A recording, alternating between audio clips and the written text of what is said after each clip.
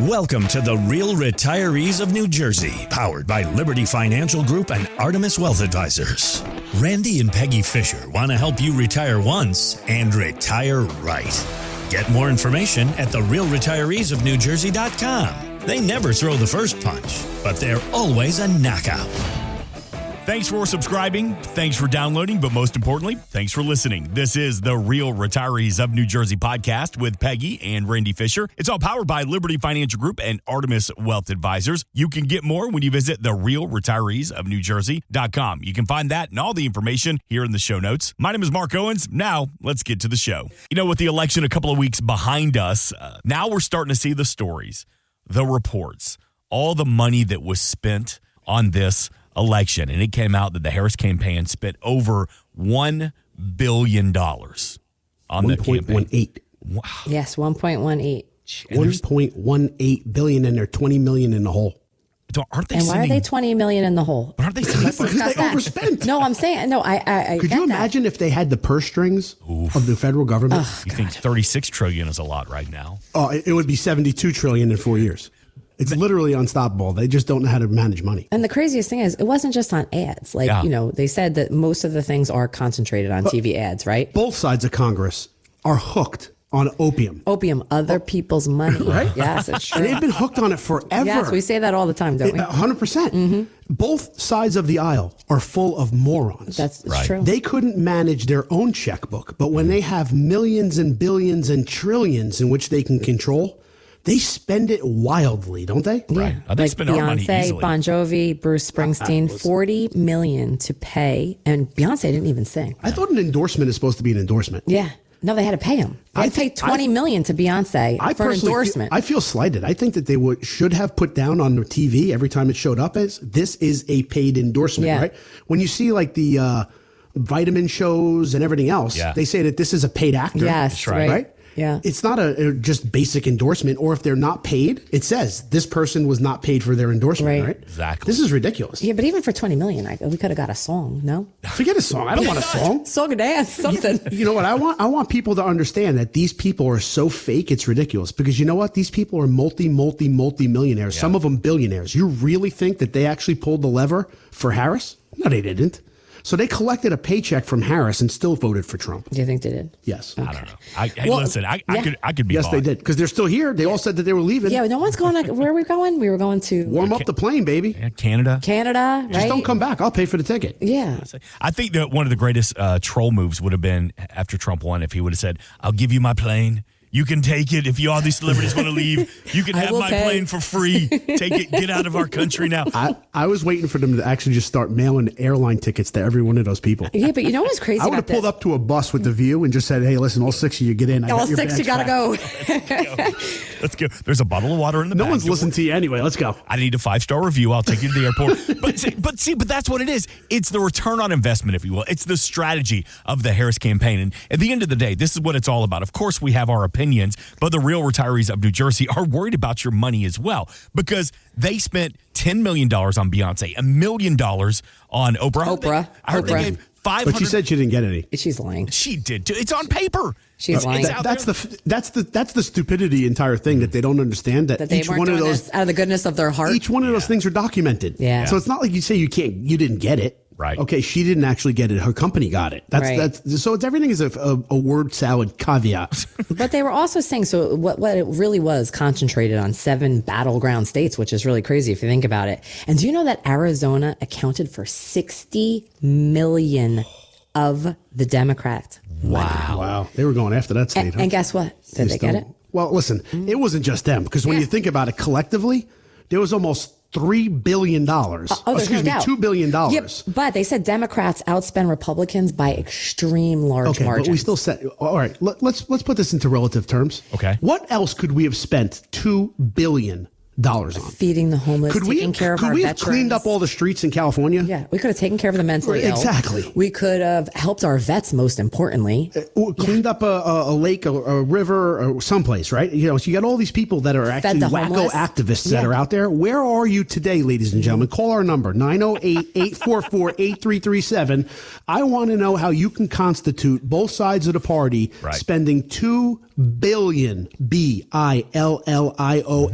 money on stupidity. But not only that, too, now the Democrats are in debt. 20 million. 20 million in debt. Trump's going to bail him out, though. Yeah, that's what I heard. Is he really? Yeah, that's what he said. He said he was going to do it, but who knows? Oh, God. I mean, I'll give. Look, he's Listen, old. Elon can fart out 20 million. Yes, he definitely could do that very easily. That's for sure. Trump's troll game has been notched up to 100% in this. Yeah. Between showing up in the garbage truck, between going to work at McDonald's, That was now bailing out the DNC for being 20 million. But let's revert this back to what you do, because at the end of the day, it's always about money. Talk to me about the importance of strategy, most importantly, helping keep people on budget. Well, we always, when someone comes in for the first time, we like to firstly talk about that. Hey, what is your budget? How many $1,000 bills do you need a month to run your household, even through retirement, right? That's what we need to talk about. So we go through someone's budget, and that can be very eye-opening, right, Randy? It's extremely eye-opening, because the husband's budget may be like, oh, very different. But one than the likes to wife's spend budget. money, one likes to not spend money, right?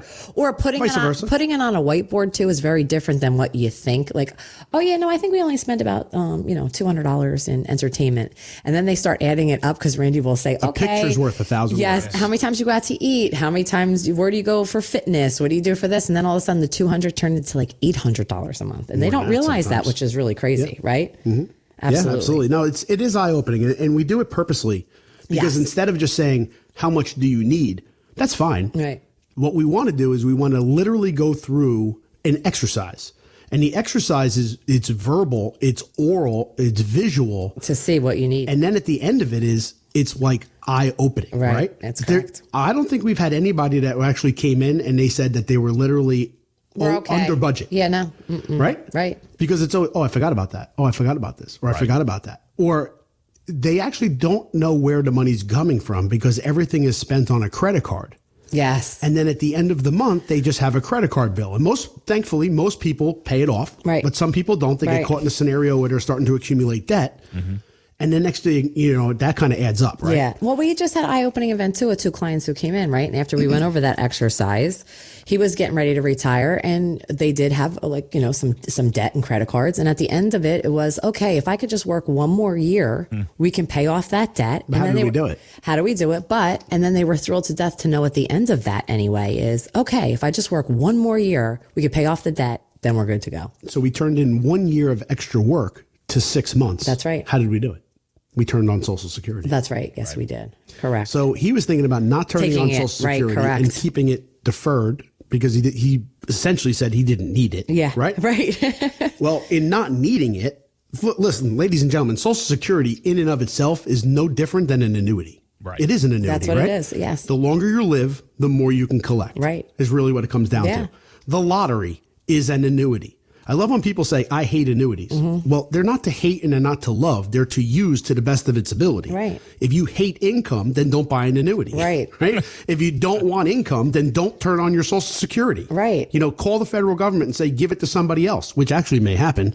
If you win the lottery, give it away. Right. Right. You don't need it. Well, Social Security and annuity, it's about having a annuity. payment for a lifetime, It's a systematic, right? it's a systematic income plan. is Exactly. basically For what as it long comes. as you live. Exactly. Yes, correct. Who doesn't want income forever? I do. Use lots of it. Use it for the best of its ability. But we Right. turned on Social Security, and what that did was it allowed them to collect an extra paycheck. Yes. Right? It was like having an extra employee in their house. Right. It was a paycheck that's going to be coming through the door to potentially pay off all their debt within a 6-month window. And you know what's so funny too? Because when we do talk about Social Security with someone like, oh, well, if I just waited a little bit longer, if I just waited a year, if I just waited so many months, because it does change month to month, right? Slightly. And well, that was the whole point, Randy, is that it was so slight. It's like, why would you hold off on taking this when it was we're talking about like dollars. But right? why and again, it comes down to understanding how the system works. So what we did is we said, let's log on to ssa.gov. Right. Mm-hmm.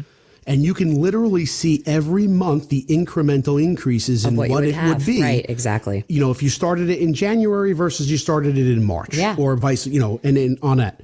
When people think of Social Security, they think of it in terms of 1-year windows. Right. When I am 65, my benefit is this. When I am 66, my benefit Yes. is this. What they don't realize is when you're 65 in 1 month, it's more than when you were 65. Right. And when you're 65 in 6 months, it's more than when you were 65. So it incrementally does go up. especially now with the cost of living adjustments that we're getting as well. So when you take those things into consideration, it was actually one of those no-brainers. Yeah. Because they were literally trying to figure out, number one, how to retire early anyway. Yes. But this was a way to do it. Now, they're already full retirement age, so it really didn't make a difference. There was no penalty to working and collecting a check. Right, which was great for them. Which is awesome. Yeah.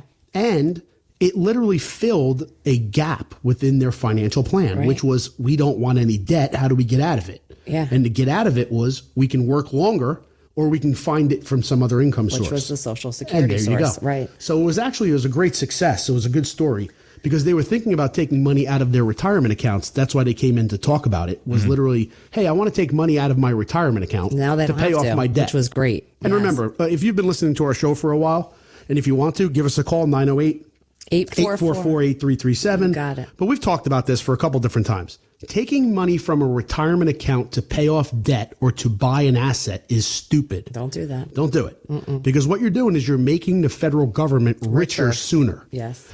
In instance, if this gentleman and this woman wanted to pay off, let's say, $30,000 worth of collective credit card debt, they would have to take $45,000 out of their IRA. And what is that? Taxed, right? $15,000 for taxes, Right. and $30,000 to pay off their credit card. So if they already thought that the percentage of interest in which they were being charged on their credit card was high, the extra money that they had to pay in tax would just compound that. That's right. That makes no sense. None. So this was a way for them to actually find, found money, right, for the most part. Yeah. And then once their debts are paid off, then they have a positive income cash flow coming in, So it was right? perfect for them. Win-win. Yeah, it was definitely a win-win. Do you find that a lot of people, a lot of the families that you serve, are they worried about the possibility of Social Security dissolving? Not dissolving, that's not the benefits being cut back. Is it a main concern of theirs? Or over the past couple of weeks, are they feeling a little more confident about that with the new administration? There's always going to be a give and take in everything that goes on with the Congress and the government, right? Right. So when they say that potentially they're going to make Social Security, tax-free? Tax-free. What's that act called? You keep it. You Keep It Act, right? Yes. So it's the You Keep It Act. You earned it, you keep it. So you earned it, you put the money into the Social Security system, you keep it, we're not going to tax it anymore. Most people don't realize this. Social Security is taxed. And it's something called the provisional income tax formula.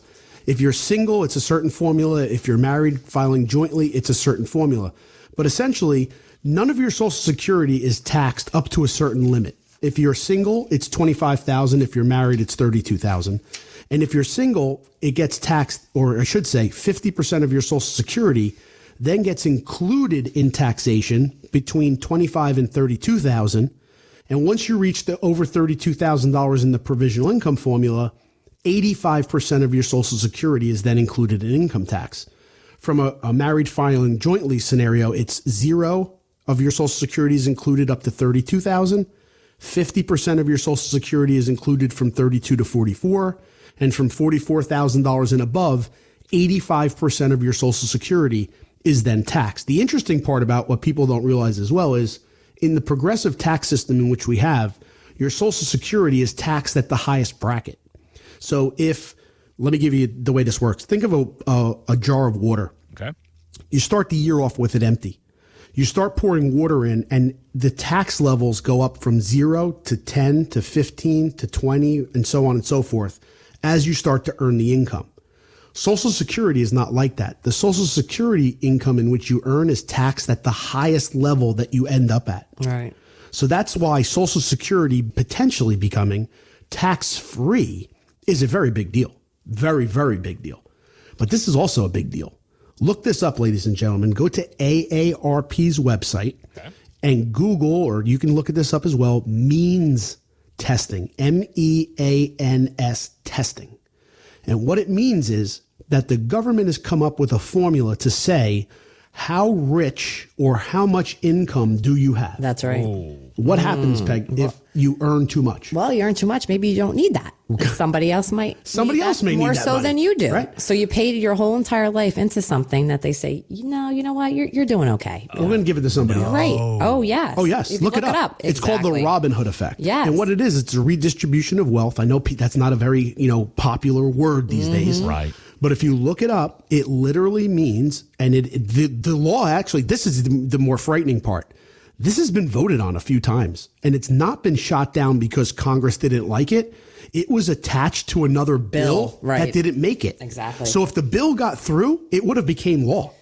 It didn't, because it got shot down because it was attached to another bill as part of the pork belly. But ladies and gentlemen, this is extremely serious, because think about this. You work your whole life. You make your income plan, your retirement plans. You pay into it. You paid into the system. Right. And then you get to the point where you're ready to retire and someone pulls the rug out from underneath you and says, you know what? You were counting on $3,800 a month from Social Security. Based on the calculations that we have, you're only going to get $1,000. Or, I'm sorry, you did really well for yourself and you did everything you were supposed to do. And these idiots that are over here, they spent it on everything and they have nothing. So we need to take your Social Security and give it to them. Yeah. That's called means testing. Right. It may happen, ladies and gentlemen, because if they're going to make Social Security tax-free for a certain, well, hopefully for everybody, but there's going to be a coming, right? There's going to be a gathering of the dollars and cents. Well, how is it all going to happen? Well, what they're saying is the bill is going to be paid for by raising the cap on the Social Security payroll tax. So higher earning Americans, you're going to continue paying into the Social Security. I mean, that's how they say that bill is supposedly supposed to be done. Think of that corn in your teeth. How about this? You're putting money away for yourself. Now you're making a good living. Yeah. But now your taxes have gone up because now Social Security has become tax free. Right. But if means testing goes through, guess who's not going to get it? You. The person who's being taxed to the fund highest. Social Right. Security. Right. Exactly. Right. What a kick in the teeth. Yeah. How about that one? Well, I got corn in my teeth. Yeah, You have corn in your teeth? Well, listen, you get kicked in it, the corn will come out. Yeah. All right, what are you doing?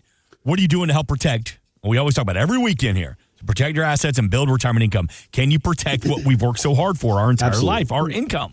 Number one, get grandfathered in. Yeah. Right. Right? I mean, likelihood is... Start taking it right away as fast as you can.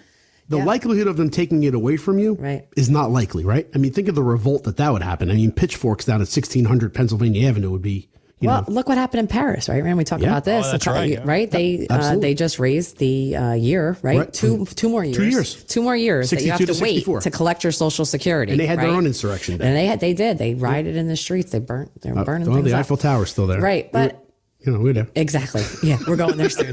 But obviously, I mean, they were rioting. They didn't want that to happen. But now, listen, you don't know, they could do that here too. But understand this too. The world is the United States petri dish. Right.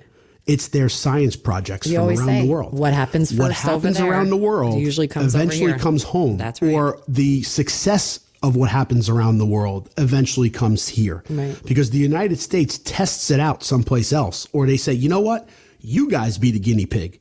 What happened on your scenario? And then let's see if we can morph it into what we can actually take it and use it here. Randy, in our workshops, another thing we're talking about with that is the immigration with Social Security. What did you tell all the people at our workshop? They were all falling out of their chairs. I went right to Social Security's website, and it essentially says, what did it say? If an illegal immigrant came to the United States and has a work permit and received a Social Security number, which they do, they are entitled and eligible for Social Security if they received a Social Security number after December 2023. Now, that's right on the site. And we had people at the workshop like, no, that's not true. That's not true? No, look it up. I pulled it up. It's right on the website. It's their website. Right, exactly. SSA.gov. Here it is. I circled it for you, highlighted. These are things we have to think about. When we're letting, tons of people come into our, United States here, you have to think about things like, there's Social only Security. so much money to go around. That's right. So when we're in Mark, I think you mentioned that we're at $36 trillion or so, right?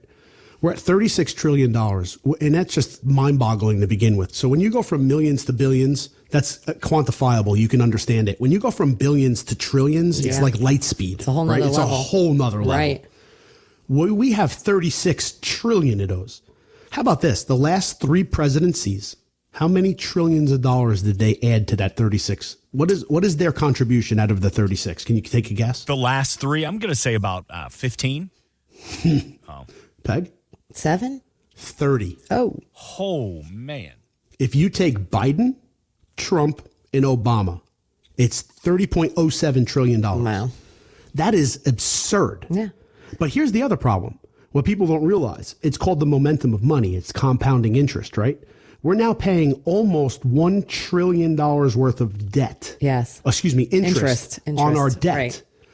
Ladies and gentlemen, you open up your credit card statement and it says minimum payment due. It's the minimum amount of interest in which you owe.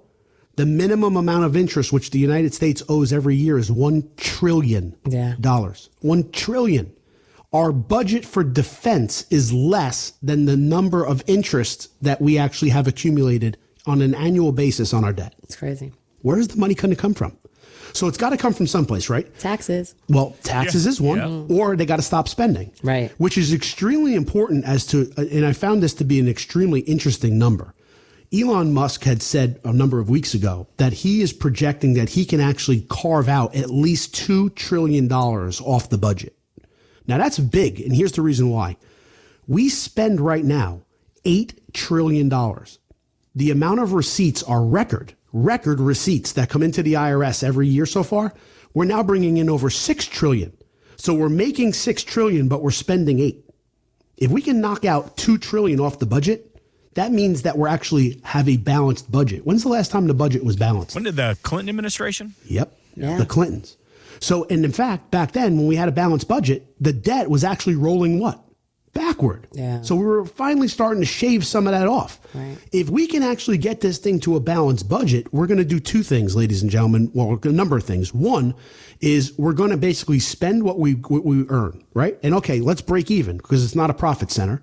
But if we can bring those things under control, it means that we're going to stop purchasing money, or what's that called? Borrowing it. Yeah. And what's the next thing? Making it. We print more money. What people don't realize is the cost of inflation. There's two types of inflation. There's a monetary inflation and there's non-monetary inflation. Non-monetary inflation is like a hurricane blowing through the Gulf of Mexico and it knocks all the oil rigs off. For a few days across the country, oil and gasoline is not going to get to where it goes. So it's an imbalance of supply and demand. So the trucks can't actually produce the gasoline that the demand is needed, right? So if you're in New Jersey, the trucks didn't get there in time. So the price of gasoline in the northern states and in the western states, in my example, are going to be more expensive. A few days later, everything gets back on normal and some of the prices come down. That's non-monetary inflation. Monetary inflation is the manipulation of currency. And I say manipulation, it's the manipulation of the government eroding the dollar. And that's what's actually happened over time. $1 today has the same purchasing power as $26 in 1919. Let me put that into perspective. That's over 100 years. That means that the dollar over a 100-year window has gone down almost 26 times. That is the reason why our grandparents and our parents' parents, our great-grandparents, were making $40 a week and they were able to buy a car and a house. Yeah. Today, we have kids coming out of college with $150,000 salaries that are still living in their parents' homes. They have to. Because they can't afford it. That's exactly it. They can't afford it. It's absurd. So those are the things that we need to take into consideration. And that is all about what? Budgeting. That's what we're talking about today, ladies and gentlemen. Give us a call at 908-844-8337. We'd love to sit down with you and talk about your budget and talk about ways to help you retire.